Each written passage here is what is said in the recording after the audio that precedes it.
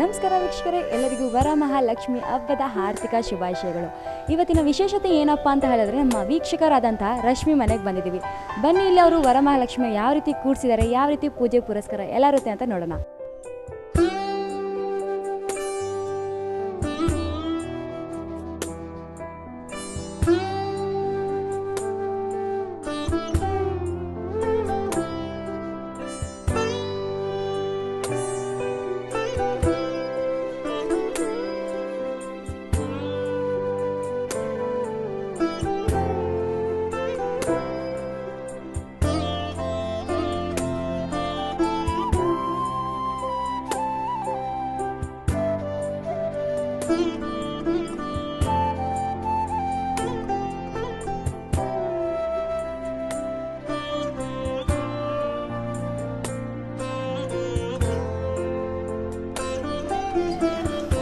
Lock ಆಗಿದೆ.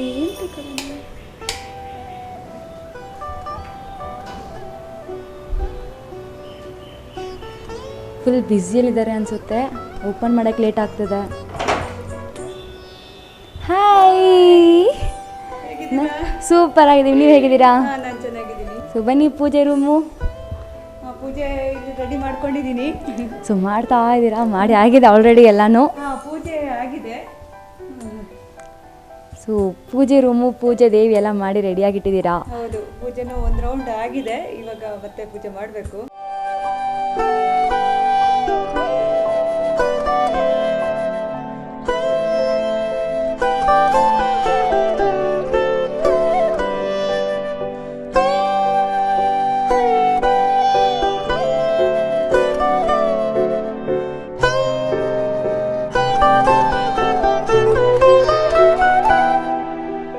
ವರಮಹಾಲಕ್ಷ್ಮೀ ದೇವತಾಮುದ್ದೇಶ್ಯ ಕುಂಕುಮಾರ್ಚನಾಖ್ಯಂ ಕರ್ಮ ಕರಿಷ್ಯೆ. ಕುಂಕುಮಾರ್ಚನೆ ಮಾಡಿ. ಓಂ ಪ್ರಕೃತ್ಯೈ ನಮಃ, ಓಂ ವಿಕೃತ್ಯೈ ನಮಃ, ಓಂ ವಿದ್ಯಾಯೈ ನಮಃ, ಓಂ ಸರ್ವಭೂತಹಿತಪ್ರದಾಯೈ ನಮಃ, ಓಂ ಶ್ರದ್ಧಾಯೈ ನಮಃ, ಓಂ ವಿಭೂತ್ಯೈ ನಮಃ, ಓಂ ಸುರಭ್ಯೈ ನಮಃ, ಓಂ ಪರಮಾತ್ಮಿಕಾಯೈ ನಮಃ, ಓಂ ವಾಚೇ ನಮಃ, ಓಂ ಪದ್ಮಾಲಯಾಯೈ ನಮಃ, ಓಂ ಪದ್ಮಾಯೈ ನಮಃ, ಓಂ ಶುಚಯೇ ನಮಃ, ಓಂ ಸ್ವಾಹಾಯೈ ನಮಃ, ಓಂ ಸ್ವಧಾಯೈ ನಮಃ, ಓಂ ಸುಧಾಯೈ ನಮಃ, ಓಂ ಧನ್ಯಾಯೈ ನಮಃ, ಓಂ ಹಿರಣ್ಮಯ್ಯೈ ನಮಃ, ಓಂ ಲಕ್ಷ್ಮೀ ನಮಃ, ಓಂ ನಿತ್ಯಪುಷ್ಟಾಯೈ ನಮಃ, ಓಂ ವಿಭಾವರ್ಯೈ ನಮಃ, ಓಂ ಆದಿತ್ಯೈ ನಮಃ, ಓಂ ದಿತ್ಯೈ ನಮಃ, ಓಂ ದೀಪ್ತಾಯೈ ನಮಃ, ಓಂ ವಸುಧಾಯೈ ನಮಃ, ಓಂ ವಸುಧಾರಿಣ್ಯೈ ನಮಃ, ಓಂ ಕಮಲಾಯೈ ನಮಃ, ಓಂ ಕಾಂತಾಯೈ ನಮಃ, ಓಂ ಕಾಮಾಕ್ಷೈ ನಮಃ, ಓಂ ಕಮಲಸಂಭವಾಯೈ ನಮಃ, ಓಂ ಅನುಗ್ರಹಪ್ರದಾಯೈ ನಮಃ, ಓಂ ಬುದ್ಧಯೇ ನಮಃ, ಓಂ ಅನಘಾಯೈ ನಮಃ, ಓಂ ಹರಿವಲ್ಲಭಾಯೈ ನಮಃ, ಓಂ ಅಶೋಕಾಯೈ ನಮಃ, ಓಂ ಅಮೃತಾಯೈ ನಮಃ, ಓಂ ದೀಪ್ತಾಯೈ ನಮಃ, ಓಂ ಲೋಕಶೋಕವಿನಾಶಿನ್ಯೈ ನಮಃ, ಓಂ ಧರ್ಮನಿಲಯಾಯೈ ನಮಃ, ಓಂ ಕರುಣಾಯೈ ನಮಃ, ಓಂ ಲೋಕಮಾತ್ರೇ ನಮಃ, ಓಂ ಪದ್ಮಪ್ರಿಯಾಯೈ ನಮಃ, ಓಂ ಪದ್ಮಹಸ್ತಾಯೈ ನಮಃ, ಓಂ ಪದ್ಮಾಕ್ಷೈ ನಮಃ, ಓಂ ಪದ್ಮಸುಂದರ್ಯೈ ನಮಃ, ಓಂ ಪದ್ಮೋದ್ಭವಾಯೈ ನಮಃ, ಓಂ ಪದ್ಮಮುಖ್ಯೈ ನಮಃ, ಓಂ ಪದ್ಮನಾಭಪ್ರಿಯಾಯೈ ನಮಃ, ಓಂ ರಮಾಯೈ ನಮಃ, ಓಂ ಪದ್ಮಮಾಲಾಧರಾಯೈ ನಮಃ, ಓಂ ದೇವ್ಯೈ ನಮಃ, ಓಂ ಪದ್ಮಿನ್ಯೈ ನಮಃ, ಓಂ ಪುಣ್ಯಗಂಧಿನ್ಯೈ ನಮಃ, ಓಂ ಸುಪ್ರಸನ್ನಾಯೈ ನಮಃ, ಓಂ ಪ್ರಸನ್ನಾಕ್ಷೈ ನಮಃ, ಓಂ ನಾರಾಯಣ ಸಮಾಶ್ರಿತಾಯೈ ನಮಃ, ದಾರಿದ್ರ್ಯಧ್ವಂಸಿನ್ಯೈ ನಮಃ, ದೇವ್ಯೈ ನಮಃ, ಸರ್ವೋಪದ್ರವನಿವಾರಿಣ್ಯೈ ನಮಃ, ನವದುರ್ಗಾಯೈ ನಮಃ, ಮಹಾಕಾಳ್ಯೈ ನಮಃ, ಬ್ರಹ್ಮವಿಷ್ಣುಶಿವಾತ್ಮಿಕಾಯೈ ನಮಃ, ತ್ರಿಕಾಲಜ್ಞಾನಸಂಪನ್ನಾಯೈ ನಮಃ, ಶ್ರೀಭುವನೇಶ್ವರ್ಯೈ ನಮಃ, ವರಮಹಾಲಕ್ಷ್ಮೀ ನಮಃ. ಕುಂಕುಮಾರ್ಚನ ಪೂಜನಂ ಸಮರ್ಪಯಾಮಿ.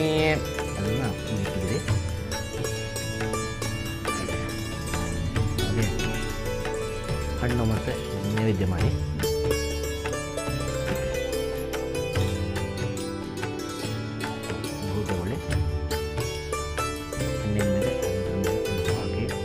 नैवेद्यार्थे ओं भूर्भुवस्वः तत्सवितुर्वरेण्यं भर्गो देवस्य धीमहि धियो यो नः प्रचोदयात्.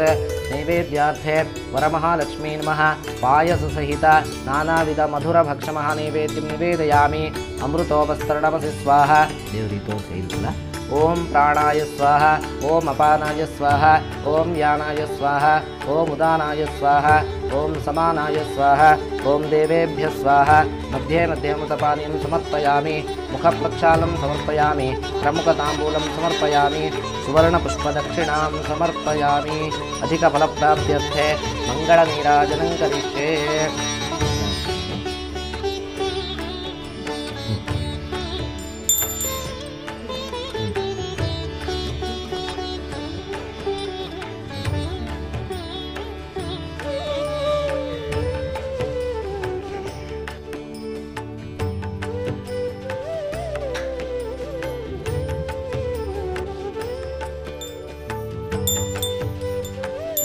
ಓಂ ವಿಶ್ವತಶ್ಚಕ್ಷುರುತ ವಿಶ್ವತೋ ಮುಖೋ ವಿಶ್ವತೋ ಹಸ್ತ ಉತ ವಿಶ್ವತತ್ಪಾದ ಸಂಬಾಹುಭ್ಯಾಂ ನಮತಿ ಸಂಪದತ್ರೈರ್ದ್ಯಾವಾ ಪೃಥಿವೀ ಜನಯನ್ ದೇವ ಏಕಃ. ಶ್ರೀವರಮಹಾಲಕ್ಷ್ಮೀ ನಮಃ.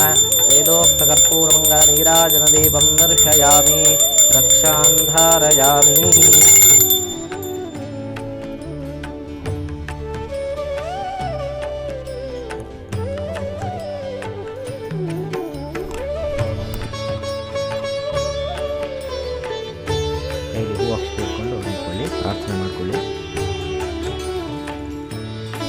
ಓಂ ಸಕ್ತುಮಿವ ತಿತೌ ನ ಪುನಂತೋ ಯತ್ರ ಧೀರಾ ಮನಸಾ ವಾಚಮಕ್ರತ ಅತ್ರ ಸಖಾ ಆಯಃ ಸಖ್ಯಾನಿ ಜಾನತೆ ಭದ್ರೈಷಾಂ ಲಕ್ಷ್ಮೀರ್ನಿಹಿತಾಧಿವಾಚಿ ಯೋ ವೇದಾದೌ ಸ್ವರಃ ಪ್ರೋಕ್ತೋ ವೇದಾಂತೆ ಚ ಪ್ರತಿಷ್ಠಿತಃ ತಸ್ಯ ಪ್ರಕೃತಿಲೀನಸ್ಯ ಯಃ ಪರಃ ಸ ಮಹೇಶ್ವರಃ. ವರಮಹಾಲಕ್ಷ್ಮೀ ನಮಃ. ವೇದೋಕ್ತಮಂತ್ರಪುಷ್ಪಾಂಜಲಿಂ ಸಮರ್ಪಯಾಮಿ. ಪದ್ಮಾಸನೆ ಪದ್ಮಕರೆ ಸರ್ವಲೋಕೈಕಪೂಜಿತೆ ನಾರಾಯಣಪ್ರಿಯೇ ದೇವಿ ಸುಪ್ರೀತಾ ಭವ ಸರ್ವದಾ. ವರದಾಂಚ ಶುಭಾಂ ಪದ್ಮದ್ವಯಾಸಕ್ತ ಚತುರ್ಭುಜಾಂ ನಾನಾಭರಣದೀಪ್ತಾಂಗೀಂ ಧ್ಯಾಯೇತ್ ಪದ್ಮೋಪರಿ ಸ್ಥಿತಾಂ. ಹಾಗೆ 3 ಪ್ರದಕ್ಷಿಣೆ ಬಂದು ಅಡ್ಡ ಬಿದ್ದು ನಮಸ್ಕಾರ ಮಾಡಿ. ಯಾನಿ ಕಾನಿ ಚ ಪಾಪಾನಿ ಜನ್ಮಾಂತರಗತಾನಿ ಚ ತಾನಿ ತಾನಿ ವಿನಶ್ಯಂತೆ ಪ್ರದಕ್ಷಿಣಂ ಪದೇ ಪದೇ. ಪಾಪೋಹಂ ಪಾಪಕರ್ಮಾಹಂ ಪಾಪಾತ್ಮ ಪಾಪಸಂಭವ ತ್ರಾಹಿ ಮಾಂ ಕೃಪಯಾ ದೇವ ಶರಣಾಗತವತ್ಸಲ. ಅನ್ಯಥಾ ಶರಣಂ ನಾಸ್ತಿ ತ್ವಮೇವ ಶರಣಂ ಮಮ ತಸ್ಮಾತ್ ಕಾರುಣ್ಯಭಾವೇನ ರಕ್ಷ ಮಾಂ ಪರಮೇಶ್ವರಿ. ಪ್ರದಕ್ಷಿಣ ನಮಸ್ಕಾರಾನ್ ಸಮರ್ಪಯಾಮಿ.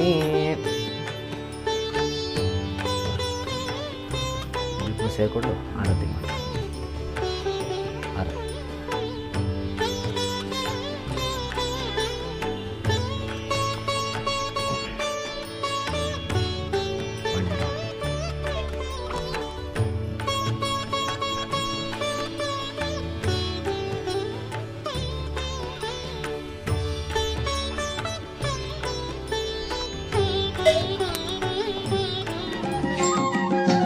ಭಾಗ್ಯದ ಲಕ್ಷ್ಮೀ ಬಾರಮ್ಮ ನಮ್ಮಮ್ಮ ನೀ ಸೌಭಾಗ್ಯದ ಲಕ್ಷ್ಮೀ ಬಾರಮ್ಮ.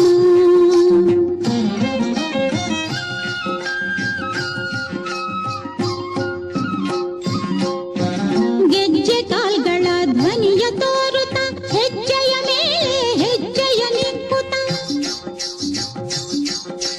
ಸಜ್ಜನ ಸಾಧು ಪೂಜೆಯ ವೇಳೆಗೆ ಮಜ್ಜಿಗೆಯೊಳಗಿನ ಬೆಣ್ಣೆಯಂತೆ ಭಾಗ್ಯದ ಲಕ್ಷ್ಮೀ ಬಾರಮ್ಮ ನಮ್ಮಮ್ಮ ನೀ ಸೌಭಾಗ್ಯದ ಲಕ್ಷ್ಮೀ ಬಾರಮ್ಮ.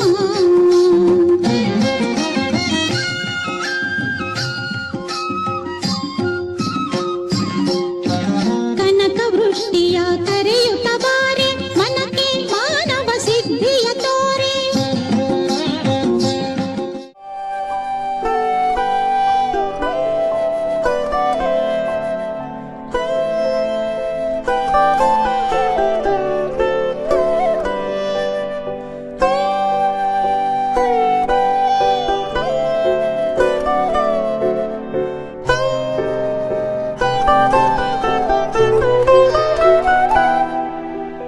ನೋಡೋಲ್ಲ ಫ್ರೆಂಡ್ಸ್, ಪೂಜೆ ಮಾತ್ರ ಸೂಪರಾಗಿ ನಡೀತು. ಇವಾಗ ಹರಿಪ್ರಸಾದ್ ಗುರುಜಿಯವ್ರು ನಮ್ಮ ಹತ್ರ ಇದ್ದಾರೆ, ಬನ್ನಿ ಮಾತಾಡ್ಸೋಣ. ನಮಸ್ತೆ ಸರ್. ಮಹಾಲಕ್ಷ್ಮಿ ಹಬ್ಬದ ಹಾರ್ದಿಕ ಶುಭಾಶಯಗಳು. ಕೂಡ ವರಮಹಾಲಕ್ಷ್ಮಿ ಹಬ್ಬದ ಹಾರ್ದಿಕ ಶುಭಾಶಯಗಳು. Thank you so much. So ಹಾಗೆ ವರಮಹಾಲಕ್ಷ್ಮಿ ಹಬ್ಬ ಅಂದ ತಕ್ಷಣ ನಿಮಗೆ ಯಾವ ರೀತಿ ಬರುತ್ತೆ, ಇದರ ಮಹತ್ವ ಏನು? ಈ ಓಂ ಪದ್ಮಾಸನೆ ಪದ್ಮಕರೆ ಸರ್ವಲೋಕೈಕಪೂಜಿತೆ ನಾರಾಯಣ ಪ್ರಿಯೇ ದೇವಿ ಸುಪ್ರೀತಾ ಭವ ಸರ್ವದಾ. ವರದಾಂಚ ಶುಭಾಂ ಪದ್ಮದ್ವಯಾಸಕ್ತ ಚತುರ್ಭುಜಾಂ ನಾನಾಭರಣ ದೀಪ್ತಾಂಗೀಂ ಧ್ಯಾಯೇತ್ ಪದ್ಮೋಪರಿ ಸ್ಥಿತಾಂ. ಈ ವರಮಹಾಲಕ್ಷ್ಮಿ ಹಬ್ಬ ಅಂತ ಹೇಳಿದರೆ ಈ ಲಕ್ಷ್ಮಿಯ ಪೂಜೆ ಅಂದರೆ ಶ್ರಾವಣ ಮಾಸದ 2ನೇ ಶುಕ್ರವಾರ ಅಥವಾ ಹುಣ್ಣಿಮೆಗೆ, ಶ್ರಾವಣ ಮಾಸದಲ್ಲಿ ಹುಣ್ಣಿಮೆಗಿಂತ ಮೊದಲು ಬರುವಂತಹ ಶುಕ್ರವಾರ ಈ ವರಮಹಾಲಕ್ಷ್ಮಿ ಪೂಜೆಯನ್ನು ಮಾಡುವಂಥದ್ದು. ಇದರ ಉಲ್ಲೇಖ ಭವಿಷ್ಯೋತ್ತರ ಪುರಾಣ, ಈ ಪುರಾಣ 18 ಪುರಾಣ ಇದೆ, ಅದರಲ್ಲಿ ಭವಿಷ್ಯೋತ್ತರ ಪುರಾಣದಲ್ಲಿ ಇದರ ಉಲ್ಲೇಖ ಮಾಡಿದ್ದಾರೆ. ಈ ವರಮಹಾಲಕ್ಷ್ಮಿ ಹಬ್ಬವನ್ನು ಮಾಡೋದ್ರಿಂದ ಏನು ಲಾಭ, ನಮಗೆ ಏನು ಸಿಗುತ್ತೆ ಅದರಿಂದ ಅಂತ ಹೇಳಿದರೆ, ನಾವು ಮನಸ್ಸಿನಲ್ಲಿ ಏನು ಕೋರಿಕೆ ವಾಂಛೆ ಅಥವಾ ಏನು ನಮ್ಮ ಮನಸ್ಸಿನಲ್ಲಿ ಅಂದ್ಕೊಂಡಿರ್ತೇವೋ ಅದು ಖಂಡಿತ ನಮಗೆ ಆ ಮಹಾಲಕ್ಷ್ಮಿಯು ಖಂಡಿತ ಕೊಡ್ತಾಳೆ. ಹಾಗೆ ದಿನೇ ದಿನೇ ನಮ್ಮ ಮನೆಯಲ್ಲಿ ಲಕ್ಷ್ಮೀ ಪ್ರಾಪ್ತಿಯನ್ನು ಆ ವರಮಹಾಲಕ್ಷ್ಮಿ ಮಾಡಿಕೊಡ್ತಾಳೆ. ಸೊ ವರಮಹಾಲಕ್ಷ್ಮಿ ಮಾಡೋದ್ರಿಂದ ಮನೇಲಿ ಏನೆಲ್ಲ ಒಳ್ಳೆಯದಾಗುತ್ತೆ ಅಂದರೆ ಮನೆಯಲ್ಲಿ ನಮಗೆ ಧನ ಕನಕ ವಸ್ತು ವಾಹನಗಳು ಎಲ್ಲವೂ ಕೂಡ ಆ ವರಮಹಾಲಕ್ಷ್ಮಿಯು ಕೊಡ್ತಾಳೆ ನಮಗೆ. ಸೊ ಮತ್ತು ಈ ಪೂಜೆನ ಯಾವ ರೀತಿ ಮಾಡಿದ್ರೆ ತುಂಬ ಒಳ್ಳೆಯದು ಹೆಣ್ಮಕ್ಳಿಗೆ ವಿಶೇಷವಾಗಿ? ಅಂದರೆ ಈ ಪೂಜೆಯನ್ನು ಆ ಮೂರ್ತಿ ಏನು ಆ ವರಮಹಾಲಕ್ಷ್ಮಿಯ ಮೂರ್ತಿ ಸಿಗುತ್ತೆ ನಮಗೆ, ಈಗ ಮಾರ್ಕೆಟಲ್ಲಿ ಎಲ್ಲ ಕಡೆ ಸಿಗುತ್ತೆ. ಆ ವರಮಹಾಲಕ್ಷ್ಮಿಯ ಮೂರ್ತಿಯನ್ನು ತಂದು ಅದನ್ನು ಪ್ರತಿಷ್ಠಾಪನೆ ಮಾಡಿ, ಅದೇ ರೀತಿಯಾಗಿ ಒಂದು ಕಲಶವನ್ನು, ಆ ಲಕ್ಷ್ಮಿಯ ಕಲಶವನ್ನು ಪ್ರತಿಷ್ಠಾಪನೆಯನ್ನು ಮಾಡಿಕೊಂಡು ಮೊದಲನೇದಾಗಿ ಗಣಪತಿ ಪೂಜೆಯನ್ನೆಲ್ಲ ಮಾಡಿಕೊಂಡು ಆನಂತರ ಆ ವರಮಹಾಲಕ್ಷ್ಮಿಗೆ ಷೋಡಶ ಉಪಚಾರಗಳಿಂದ ಪೂಜೆಗಳನ್ನೆಲ್ಲ ಮಾಡಿ ಫಲಪಂಚಾಮೃತ ಅಭಿಷೇಕಗಳನ್ನೆಲ್ಲ ಮಾಡಿ ಕೊನೆಗೆ ಅರ್ಚನೆಗಳು, ಕುಂಕುಮಾರ್ಚನೆ, ಆ ರೀತಿಯಾಗಿ ಅಂಗಪೂಜೆ, ಪುಷ್ಪ ಪೂಜೆ, ಪತ್ರಪೂಜೆ ಇವುಗಳನ್ನೆಲ್ಲ ಮಾಡಿಕೊಂಡು ಕೊನೆಯಲ್ಲಿ ಆ ಭಗವಂತನಿಗೆ ಇಷ್ಟವಾದಂತಹ, ಆ ವರಮಹಾಲಕ್ಷ್ಮಿಗೆ ತುಂಬ ಇಷ್ಟವಾದಂಥದ್ದೇ ಕಡಲೆಬೇಳೆ, ಇದರಿಂದ ಮಾಡುವಂತಹ ಯಾವುದೇ ಖಾದ್ಯ ತುಂಬ ಇಷ್ಟವಾದಂಥ ಖಾದ್ಯ ವರಮಹಾಲಕ್ಷ್ಮಿಗೆ. ಇದರಿಂದ ನೈವೇದ್ಯವನ್ನೆಲ್ಲ ಮಾಡಿಕೊಂಡು ಕೊನೆಗೆ ಮಹಾಮಂಗಳಾರತಿಯನ್ನು ಮಾಡಿ ಎಲ್ಲರಿಗೂ ಪ್ರಸಾದವನ್ನು ಹಂಚಿದಾಗ ಅದರ ಪೂರ್ಣ ಫಲ ಯಾರು ಪೂಜೆಯನ್ನು ಮಾಡಿರ್ತಾರೋ, ಹಾಗೆ ಯಾರು ಪೂಜೆಯನ್ನು ಕೇಳಿರ್ತಾರೋ ನೋಡಿರ್ತಾರೋ ಎಲ್ಲರಿಗೂ ಕೂಡ ಆ ಪೂರ್ಣ ಫಲ ಸಿಗುತ್ತೆ. ಓಕೆ, ಕೊನೆಯದಾಗಿ ನಮ್ಮ V3 ವೀಕ್ಷಕರಿಗೆಲ್ಲ ಏನು ಹೇಳಕ್ಕೆ ಇಷ್ಟಪಡ್ತೀರಾ? ವರಮಹಾಲಕ್ಷ್ಮಿ ಪೂಜೆಯನ್ನು ಖಂಡಿತ ಎಲ್ಲರೂ ಕೂಡ ಮಾಡಿ.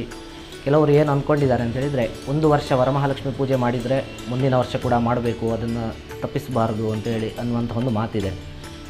ಆದರೆ ಆ ಥರ ಏನಿಲ್ಲ. ವರಮಹಾಲಕ್ಷ್ಮಿ ಪೂಜೆಯನ್ನು ನಮ್ಮಿಂದ ಎಷ್ಟು ಸಾಧ್ಯವೋ ಅಷ್ಟರ ಮಟ್ಟಿಗೆ ನಾವು ಪ್ರತಿ ವರ್ಷ ಮಾಡಿಕೊಂಡು ಹೋಗ್ಬೋದು. ಎಲ್ಲರೂ ಕೂಡ ಈ ವರಮಹಾಲಕ್ಷ್ಮಿಯ ಪೂಜೆಯನ್ನು ಮಾಡಿ ನಿಮ್ಮ ಮನೆಯಲ್ಲಿ ಧನ ಕನಕ ವಸ್ತು ವಾಹನ ಮುಂತಾದ ಎಲ್ಲ ಆ ಭಗವಂತನೇನು ಕರುಣಿಸ್ತಾನೋ ಅದನ್ನು ಖಂಡಿತ ಅನುಭವಿಸಿ ಅಂತ ಹೇಳಿ ನಾನು ಈ ಮಾತನ್ನು ಇಲ್ಲಿ ಮುಗಿಸ್ತೀನಿ. ಹಲವಾರು ಮಾಹಿತಿಗಳನ್ನ ಕೊಟ್ಟಿದ್ದೀರಾ, ತುಂಬ ಧನ್ಯವಾದಗಳು ಗುರುಜಿ.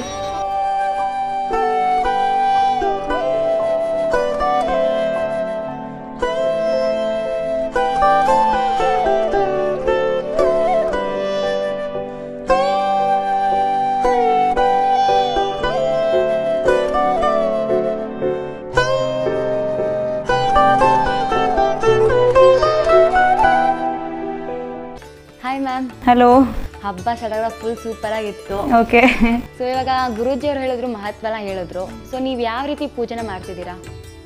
ಪೂಜೆ ಅಂತ ಹೇಳಿದ್ರೆ ಇದು ಒಂದು ದಿವಸದ್ದು ಹಬ್ಬ ಅಲ್ಲ. ಆ್ಯಕ್ಚುಲಿ ವರಮಹಾಲಕ್ಷ್ಮಿ ಅಂತ ಹೇಳುವಂಥದ್ದು ಸಾಮಾನ್ಯವಾಗಿ ಒಂದು ವಾರದ ಪ್ರಿಪ್ರೇಷನ್ ಇರುತ್ತೆ. ಇದರಲ್ಲಿ ಆಚೆಯಿಂದೆಲ್ಲ ಸಾಮಾನು ತರೋದೆಲ್ಲ ತಂದ್ಕೊಂಡು, ಅಂದರೆ ಬೆಂಗಳೂರಲ್ಲೆಲ್ಲ ನಮಗೇನಾಗುತ್ತೆ, ಪ್ರತಿಯೊಂದನ್ನು ನಾವು ಆಚೆಯಿಂದ ತಂದು ಮಾಡಬೇಕಾಗುತ್ತೆ. ಹಳ್ಳಿಗಳ ಕಡೆ ಆದರೆ ಇವಾಗ ಬಾಳೆಕಂಬ ಇರ್ಬೋದು ಅಥವಾ ನಾವು ಅಲಂಕಾರಕ್ಕೆ ಹೂವುಗಳಿರ್ಬೋದು, ಅಲ್ಲೇ ಬೆಳಿತೀವಿ, ಅಲ್ಲೇ ಮಾಡ್ಕೋತೀವಿ. ಬಟ್ ಬೆಂಗಳೂರಲ್ಲಿ ಸಿಟಿನಲ್ಲಿ ಹಂಗಲ್ವಲ್ಲ, ಎಲ್ಲ ಮಾರ್ಕೆಟಿಂದ ತಂದು ಮಾಡಬೇಕಾಗುತ್ತೆ, ಹೋಗಿ ಬರಬೇಕು. ಆಮೇಲೆ ಅದಷ್ಟೇ ಅಲ್ಲ, ನಾವು ವರಮಹಾಲಕ್ಷ್ಮಿ ಅಂತಂದಮೇಲೆ ಒಂದು ಮೂರ್ತಿನ ಇಟ್ಟು ಅದಕ್ಕೆ ಡೆಕೋರೇಟ್ ಮಾಡಿ ಆಮೇಲೆ ಕಲಶ ಇಟ್ಟು ಪೂಜೆ ಮಾಡ್ತೀವಲ್ವ. ಸೊ ಆ ಮೂರ್ತಿ ತುಂಬ ಚೆನ್ನಾಗಿ ಕಾಣಬೇಕು ಅಂತ ನಾವು ಅದಕ್ಕೆ ಸಾಕಷ್ಟು ಪ್ರಯತ್ನ ಪಡ್ತೀವಿ. ಅದು ಒಂದು ವೇಳೆ ನಮ್ಗೆ ಅದು ಮಾಡೋಕ್ಕೆ ಟೈಮ್ ಆಗಿಲ್ಲ ಅಂದರೆ ನಾವು ಇವಾಗ ಮಾರ್ಕೆಟಲ್ಲಿ ರೆಡಿಯಾಗೇ ಸಿಗುತ್ತೆ, ಅದನ್ನೇ ತಂದು ಮಾಡ್ಕೋಬೋದು, ಅದರಲ್ಲಿ ಏನು ತಪ್ಪಿಲ್ಲ. ಅಂದರೆ ಆ್ಯಕ್ಚುಲಿ ಲಕ್ಷ್ಮಿ ಅಂದರೆ ಅಲಂಕಾರ ಪ್ರಿಯೆ ಅಂತ ಹೇಳ್ತಾರೆ. ಸೊ ನಾವು ಮನೆಯಲ್ಲಿ ಮಾಡಿದ್ರೆ ತುಂಬ ಉತ್ತಮ. ನಾವು ನಮ್ಮ ಹತ್ರ ಏನು ಆಭರಣಗಳಿದೆಯೋ ಅದನ್ನ ಹಾಕ್ಬಿಟ್ಟು ನಮ್ಮ ಒಳ್ಳೊಳ್ಳೆ ಸ್ಯಾರಿಗಳನ್ನು ಅದಕ್ಕೆ ಕೂಡಿಸಿ ಮಾಡಿದ್ರೆ ತುಂಬ ಒಳ್ಳೆಯದು. ಅದು ಆಗಲ್ಲ, ನಮಗೆ ಟೈಮ್ ಇಲ್ಲ ಅಂತ ಹೇಳಿದ್ರೆ ಪರವಾಗಿಲ್ಲ, ನೀವು ಮಾರ್ಕೆಟಿಂದ ತಂದು ಬೇಕಿದ್ರೆ ಚೆನ್ನಾಗಿ ಡೆಕೋರೇಟ್ ಮಾಡಿದ್ರೆ ನಮಗೂ ಒಂಥರ ಮನಸ್ಸಿಗೆ ಖುಷಿ ಅನಿಸುತ್ತೆ. ಯಾಕೆಂದರೆ ನಾವು ನಮಗೆ ಶೃಂಗಾರ ಮಾಡ್ಕೊಳ್ಳೋದ್ರ ಜೊತೆಗೆ ದೇವರಿಗೂ ಒಂಥರ ಶೃಂಗಾರ ಮಾಡಿ ಪೂಜೆ ಮಾಡಿದ್ರೆ ನಮಗೂ ಒಂಥರ ತೃಪ್ತಿ ಇರುತ್ತೆ, ನೋಡಿದವರಿಗೂ ಒಂದು ಸತಿ ಖುಷಿ ಅನಿಸುತ್ತೆ. ಈ ವರಮಹಾಲಕ್ಷ್ಮಿ ಹಬ್ಬ ಅಂತ ಹೇಳುವಂಥದ್ದು ಯಾರು ಬೇಕಾದ್ರೂ ಮಾಡ್ಬೋದು. ಅಂದರೆ ಕೆಲವರು ಇವಾಗ ಅಂದ್ಕೊಂಡಿದ್ದಾರೆ, ಆವಾಗಲೇ ಗುರೂಜಿಯವ್ರು ಮಾತಾಡ್ತಾಯಿದ್ರು, ಇದನ್ನ ಒಂದು ವರ್ಷ ಮಾಡಿ ನೆಕ್ಸ್ಟ್ ವರ್ಷ ಮಾಡೋಕ್ಕಾಗುತ್ತೋ ಇಲ್ವೋ ಅಂತ ಭಯ ಪಡ್ಕೊಂಡು ತುಂಬ ಜನ ಶುರು ಮಾಡಲ್ಲ. ಆ ಥರ ಏನಿಲ್ಲ. ಈ ವರಮಹಾಲಕ್ಷ್ಮಿ ಹಬ್ಬ ಆಚರಿಸೋಕ್ಕೆ ಯಾರೂ ಭಯ ಪಡೋದೇ ಬೇಡ ನಾನು ಹೇಳೋ ಪ್ರಕಾರ. ಅಂದರೆ ವರಮಹಾಲಕ್ಷ್ಮಿ ಹಬ್ಬ ನಮಗೆ ಈ ವರ್ಷ ಅನುಕೂಲ ಇದೆ ನಾವು ಮಾಡ್ತೀವಿ, ನೆಕ್ಸ್ಟ್ ಇಯರ್ ಆಗಲ್ಲ ಅಂದ್ರೂ ಪರವಾಗಿಲ್ಲ. ಇದು ನೀವು ಆ ಥರನೇ ಸಂಕಲ್ಪ ಮಾಡ್ಕೊಂಡು ಮಾಡ್ಬೋದು. ನಾವು ಈ ವರ್ಷ ಮಾಡ್ತಾ ಇದ್ದೀವಿ, ನಮಗೆ ಆಗುತ್ತೋ ಈ ವರ್ಷ ಮಾಡ್ತೀವಿ ಅಂತ ಆ ಥರ ಸಂಕಲ್ಪ ಮಾಡ್ಕೊಂಡು ಮಾಡ್ಬೋದು, ಅದರಲ್ಲಿ ಏನೂ ತಪ್ಪಿಲ್ಲ. ಆಮೇಲೆ ಕಲಶ ಇಟ್ಟು ಅದಕ್ಕೆ ತುಂಬ ಶಾಸ್ತ್ರೋಕ್ತವಾಗಿ ಹಾಗೆ ಕಲ್ಪೋಕ್ತವಾಗಿ ಕೂಡ ಪೂಜೆಗಳು ನಡೆಯುತ್ತೆ, ಮಾಡ್ಬೋದು. ಅದು ಒಬ್ಬೊಬ್ಬರ ಮನೆ ಸಂಪ್ರದಾಯ ಥರ ಹೋಗುತ್ತೆ. ಈ ವರಮಹಾಲಕ್ಷ್ಮಿ ಹಬ್ಬನ ಮುಖ್ಯವಾಗಿ ಕರ್ನಾಟಕ ಆಮೇಲೆ ಆಂಧ್ರದಲ್ಲಿ ತುಂಬ ಜೋರಾಗಿ ಮಾಡ್ತಾರೆ. ಕರ್ನಾಟಕದ ಕೆಲವು ಭಾಗಗಳು, ತಮಿಳುನಾಡು ಹಾಗೆ ಮಹಾರಾಷ್ಟ್ರದಲ್ಲಿ ಕೂಡ ಇದರ ಆಚರಣೆ ಇದೆ. ಆದರೆ ಆಂಧ್ರದಲ್ಲಿ ತುಂಬ ಜೋರಾಗಿ ಮಾಡ್ತಾರೆ, ಬೆಂಗಳೂರಲ್ಲೂ ತುಂಬ ಜೋರಾಗಿ ಮಾಡ್ತಾರೆ. ಆ್ಯಕ್ಚುಲಿ ಇದು ನಾನು ಮೂಲತಃ ದಕ್ಷಿಣ ಕನ್ನಡದವಳು. ನಮ್ಮಲ್ಲಿ ವರಮಹಾಲಕ್ಷ್ಮಿ ಹಬ್ಬದ ಆಚರಣೆ ಅಷ್ಟೊಂದು ಆಡಂಬರದಿಂದ ಏನೂ ನಡೆಯಲ್ಲ, ಅಲ್ಲಿ ಸುಮ್ಮನೆ ಪೂಜೆ ಮಾಡ್ತೀವಿ ಅಷ್ಟೇ. ಆದರೆ ಬೆಂಗಳೂರಿಗೆ ಬಂದಮೇಲೆ ನನಗೆ ಮದುವೆ ಆದಮೇಲೆ ನಾನು ಬೆಂಗಳೂರಿಗೆ ಬಂದೆ, ಆವಾಗ ನನಗೆ ಈ ವರಮಹಾಲಕ್ಷ್ಮಿ ಹಬ್ಬನ ಇಷ್ಟು ಜೋರಾಗಿ ಮಾಡ್ತಾರೆ ಅಂತ ಆವಾಗಲೇ ಗೊತ್ತಾಗಿದ್ದು. ಆ್ಯಕ್ಚುಲಿ ತುಂಬ ಖುಷಿ ಆಯಿತು ನನಗೆ ನೋಡಿ. ಆಮೇಲೆ ನಾವು ಸುಮ್ಮನೆ ಪೂಜೆ ಮಾಡ್ತಾಯಿದ್ವಿ, 1-2 ವರ್ಷದಿಂದ ಈ ಥರ ಕಲಶ ಎಲ್ಲ ಇಟ್ಟು ಪೂಜೆ ಮಾಡ್ತಾಯಿದ್ದೀವಿ, ಇಲ್ಲಾಂದರೆ ಸುಮ್ಮನೆ ಪೂಜೆ ಮಾಡ್ತಾಯಿದ್ವಿ. ಆ್ಯಕ್ಚುಲಿ ಯಾರೊಬ್ಬರು ಹಿತೈಷಿಗಳು ನಮಗೆ ಹೇಳಿದ್ರು, ನೀವು ಯಾಕೆ ಇದನ್ನ ಕಲಶ ಎಲ್ಲ ಇಟ್ಟು ಪೂಜೆ ಮಾಡಬಾರ್ದು, ಯಾಕೆಂದರೆ ಇದು ಪೂಜೆ ಮಾಡೋದ್ರಿಂದ ಧನ ಕನಕಗಳಾಗಿರ್ಬೋದು, ಅಷ್ಟೈಶ್ವರ್ಯಗಳು ಕೂಡ ಸಿಗುತ್ತೆ, ಹಾಗೆ ಸುಖ ಶಾಂತಿ ಕೂಡ ಮನೆಯಲ್ಲಿ ನೆಲೆ ಮಾಡುತ್ತೆ. ಪೂಜೆ ಮಾಡೋದ್ರಿಂದ ತಪ್ಪಂತೂ ಖಂಡಿತ ಇಲ್ಲ.